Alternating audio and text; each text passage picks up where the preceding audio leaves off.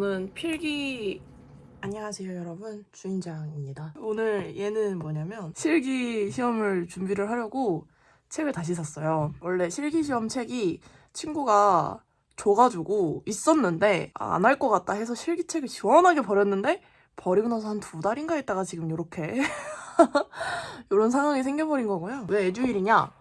그냥 사회조사 분석사 실기 독학 검색했더니 이 책이 제일 많이 뜨더라고요. 그래서 이 책으로 샀어요.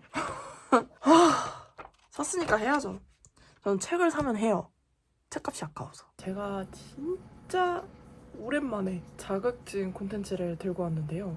마지막 자격증 콘텐츠가 토익 스피킹인데 그게 작년 8월에 올라갔더라고요. 그러니까 약 10달 만에 돌아왔습니다. 이번에 제가 취득한 자격증은 사회조사 분석사 2급이고요. 제가 작년 한 4월쯤에 필기를 통과를 하고 그 해에 시험을 안 봤어요. 근데 저는 필기 통과하고 1년 안에 시험을 봐야 되는 줄 알고 날렸다 라고 생각을 했는데 알고 보니까 2년의 그 유예 기간이 있더라고요. 그럼 기왕 필기한 거 올해 해버리자 해가지고 올해 1회차로 바로 실기 시험을 받고 합격을 했습니다. 그래서 4월에 시험을 보고 왔고요. 20일이 필답, 23일이 작업형 시험일이었습니다. 결과가 6월 13일에 발표가 됐는데 정말 아슬아슬하게 턱걸이로 제가 시험에 합격을 했더라고요. 60점 만점이고요. 과락은 없고 제가 62점을 받아서 합격을 했습니다. 우선 사회조사 분석사, aka 사조사가 무슨 자격증인지는 알고 계시기 때문에 이 영상을 클릭하셨다라고 저는 가정을 하고 응시료 감면 부분이랑 어떻게 공부했는지로 바로 넘어가 보도록 할게요. 우선 사조사 같은 경우에는 큐넷에서 응시 접수가 이뤄지는 시험, 제가 알기로는 국가 자격증으로 알고 있어요. 그래서 응시료가 50%가 감면이 돼요. 이게 뭐 따로 서류 제출을 하거나 증명을 하는 게 아니라 큐넷에서 응시 접수할 때 50% 감면 적용이 가능한데 적용하시겠냐? 라는 안내문구가 떠요. 이게 아마 1년에 3번 정도까지밖에 못 썼던 걸로 저는 기억을 합니다. 그래서 선택을 하시는 거에 따라서 50% 감면을 받으시면 되실 것 같고요. 이제 바로 어떻게 공부를 했는지로 넘어가 보도록 하죠. 필기의 시험 범위가 필답의 시험 범위잖아요. 저는 여기서부터 약간 사고라고 생각을 했어요. 왜냐면 저희가 필기 같은 경우에는 3과목 합해서 총 100문제를 컴퓨터로 객관식으로 풀었었잖아요. 근데 그거랑 똑같은 범위를 손으로 써서 시험을 본다? 이 말은 그냥 제가 추측을 했을 때 필기는 전반적으로 사회조사 분석사가 이제 어떤 느낌인지 약간 맛배기 느낌으로 했다면 필답은 맛배기에서부터 진짜 엑기스만 시험을 봐야겠다. 진짜 우리가 이 자격증을 이 사람한테 줬을 때 이 사람이 자격증을 갖고 있기 때문에 기대되는 어떤 기대치가 있을 거잖아요. 그 기대치를 충족을 할 수 있냐 없냐를 증명할 수 있는 문제들을 내야겠다가 필답이라고 저는 생각을 했어요. 그래서 저희 필기 공부할 때 막 모평균이니 산술평균이니 이항분포니 정규분포니 하면서 막 숫자 엄청 나와서 계산하고 그랬던 거 있잖아요. 필답엔 안 나옵니다. 필기와 필답이 중요하게 생각하는 키포인트가 다른 거죠. 근데 이게 또 문제집에서도 증명을 해주는 게 필답 같은 경우에 기출문제를 풀어보시면 알겠지만 문제들이 거의 비슷해요. 좀 더 좁은 범위를 물어보는 건 맞는 것 같아요. 필기에 비해서. 그리고 이 시험이 토익처럼 상대평가여서 뭐 남들보다 많이 맞아야 점수가 잘 나오고 이런 시험이 아니라 60점만 넘으면 되는 시험이니까 나만 잘하면 되는 거거든요. 그 말은 즉슨 내가 확실하게 알고 맞출 수 있는 것들을 찾으시는 게 중요할 것 같아요. 우선 제가 어떻게 공부를 했냐면요. 필답의 기출문제를 손으로 계속 썼습니다. 이제 이런 식으로 노트 한 권에 계속 문제를 써가면서 이렇게 공부를 했어요. 그러니까 이 초록색 볼펜 같은 경우에는 답, 그다음에 이제 샤프로 쓴 게 제가 문제를 푼 거고요. 이제 이렇게 해도 계속 틀리는 걸 또 틀리더라고요. 요약 정리를 했습니다. 근데 그 요약 정리를 한 것도 책이랑 같이 버렸어요. 어쨌든 12장짜리로 제가 요약 정리를 해서 그것도 손으로 엄청 열심히 쓰고 걔도 막 여러 번 읽어보고 했는데 이제 결론적으로 시험을 보고 나서 드는 생각은 좀 효율이 떨어지는 공부법이었던 것 같아요. 저는 당연히 시간이 부족할 줄 알고 손으로 써가면서 공부를 했던 건데 시간은 진짜 차고 넘쳐요. 제가 다 문제를 다 풀고 나서도 퇴실할 수 있는 시간이 안 돼서 문제를 2번, 3번 정도 더 보고 그리고도 앉아서 멍 때리다가 나왔거든요. 쓰는 건 정말 마지막에 시험 직전에 해보시는 게 좋을 것 같고 그 전에는 그냥 책 계속 회독하시거나 좀 불안하다 하시면 본인만의 요점 정리 노트를 만드셔서 그걸 계속 읽어보시는 게 훨씬 더 좋은 방법인 것 같습니다. 저는 너무 미련하게 공부를 했던 것 같아요. 그리고 설문지 작성은 정말 무조건 반드시 해야 하는 거라고 생각을 하시고 정말 다 맞춘다고 생각을 하고 공부를 하시는 게 차라리 마음이 편해요. 얘는 앞에서도 말씀드렸듯이 60점만 넘으면 되는 시험이에요.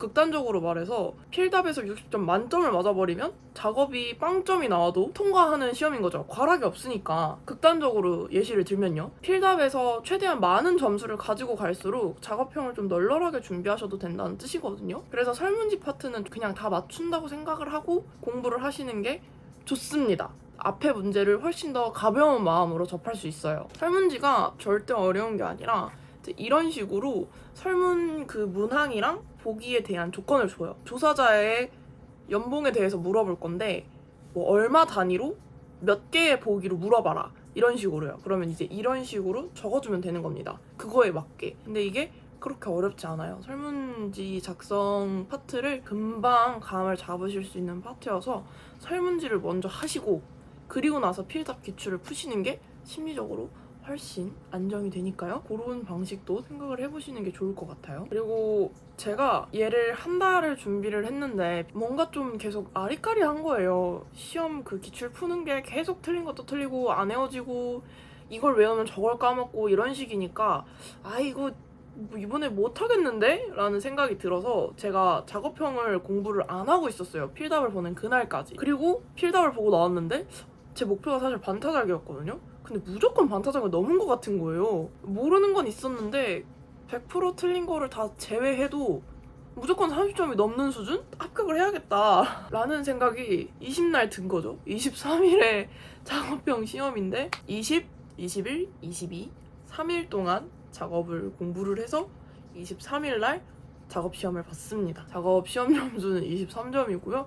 반타작은 했어요. 그 말은 즉슨 제가 공부한 방식이 그 기간 대비 효율이 좋았다. 작업은 어떻게 공부를 했냐면 작업은 이제 설문지를 누군가가 해서 그 응답을 다 엑셀이나 텍스트 파일로 옮겨놓고 그거를 분석하는 SPSS 프로그램을 돌리는 게 작업형 시험인데 무응답이라든지 응답을 잘못했다라든지 하는 그런 오류적인 부분을 처리하는 걸 먼저 알려주고 그다음에 설문지에서 같은 요소에 대해서 여러 번 질문을 하잖아요. 그럼 그거를 묶어서 어떤 변수로 만들어라 까지 이렇게 전처리 과정을 밟고 이 다음에 이 변수랑 이 변수를 비교해라. 이 변수에서 여성의 비율과 남성의 비율을 비교해라. 이런 식으로 문제가 가볍게 나오고 그 뒤로 갈수록 그 변수 간의 상관관계를 분석을 해서 우리가 신뢰할 수 있는지 서로 상관관계가 유의미한지를 파악해라. 이런 순으로 이제 문제의 난이도가 올라가거든요. 뒷장으로 갈수록. 근데 앞에 그 뭐 비교해라, 퍼센테이지를 적어라 까지는 할만합니다. 뭐 비교 분석, 교차 분석 돌리면 되는 거고 얘는 클릭 몇 번 하면은 돼요. 그래서 금방 할 수 있고 문제별로 교차를 돌려야 되는데 빈도를 돌려도 같은 항목이 나오는 것들이 조금 있어요. 그래서 얼떨결에 빠져나갈 구멍이 있습니다. 뭐 당연히 결번 처리한다거나 변수를 하나로 묶는다거나 하는 것들은 제대로 하셔야죠. 그걸 제대로 해야 뒤에 게 제대로 나오니까. 왜냐면 그 새로 만든 변수로 분석을 돌리라고 해요. 그러니까 새로 만든 변수가 틀리면 뒤에 분석도 틀리겠죠. 그러니까 그 앞에 부분은 그렇게 어려운 거 아니니까 얘는 진짜 확실히 한다. 약간 설문지처럼 확실히 해놓는다 라고 생각을 하시고 그리고 이제 뒤에 부분을 하시는데 저는 교차랑 빈도까지는 진짜 확실하게 할 줄 알았는데 뭐 선형 획이니 키 검정이니 아노바니 이거는 사실 지금 풀어도 틀릴 것 같거든요. 앞에 부분을 좀 확실하게 가져가시고 또 얘를 확실하게 가져가야 뒤에서 얼떨결에 한두 문제라도 맞출 수 있어요. 어쨌든 F값이랑 T값을 물어봐요. 근데 간혹가다 잘못 돌렸지만 똑같은 T값을 찾을 때가 있거든요. 근데 어차피 몰라서 안 쓰는 거 틀리는 거 이게 맞는지 아닌지는 모르겠지만 맞으면 땡큐 하는 마음으로 적어야 되잖아요. 저는 어떻게 했냐면 표에서 정답인 부분을 외웠어요. 아, 이걸 돌리면 여기 부분을 물어보는구나, 얘를 돌리면 여기를 물어보는구나. 근데 문제는 이 문제를 보고 뭘 돌려야 하는지는 몰라요. 그래서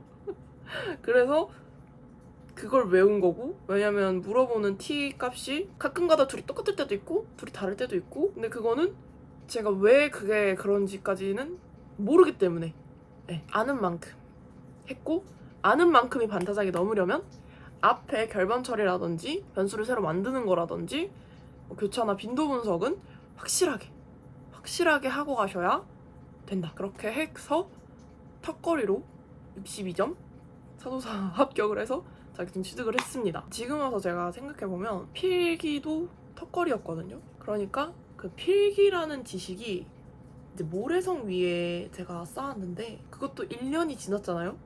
그러니까 이제 이게 이렇게 쪼그라들었는데 그 위에 필답을 쌓고 또 그 위에 작업을 쌓다 보니까 모래성 위에 건축을 한 것처럼 되게 위태위태한 지식층이었는데 무너지기 직전에 시험을 보지 않았나 싶고요. 또 제가 작업까지 보고 나와서 작업 나 왜 다 알지? 왜 다 풀었지? 어떻게 다 풀 수가 있지? 그래서 둘 중에 하나다. 내가 제대로 공부를 해서 정말 다 알아서 다 아는 거거나, 내가 수박 겉핥기로 공부를 해서 모르는 건데 안다고 착각을 하거나 둘 중에 하나다 라고 생각을 했는데 시험 점수 보니까 분명하게 후자였던 게 밝혀졌고요. 어쨌든 제가 공부한 방식이나 시간 대비 운이 따라줬다는 시험인 거는 부정할 수 없는 것 같아요. 내가 생각해도 이거는 조금 아니지 싶은데 했는데 또 어떻게 됐네? 근데 이걸 공유를 하는 게 바람직한가? 라는 생각이 들긴 하거든요, 사실. 아, 이런 식으로 공부를 하면 턱걸이 점수를 맞는구나. 내가 지금 나는 어떤 공부 스타일이고 내가 시간이 지금 얼마나 남았으니까 나는 그러면 이걸 참고를 해서 이런 스타일로 공부를 해봐야겠다라는 약간 그런 길라잡이 정도의 느낌으로 봐주시길 바라면서 지금 만들고 있고요. 오늘 제가 준비한 영상은 여기까지입니다. 오늘도 시청해주셔서 너무너무 감사드리고요. 저는 다음 영상에서 또 찾아뵙도록 하겠습니다.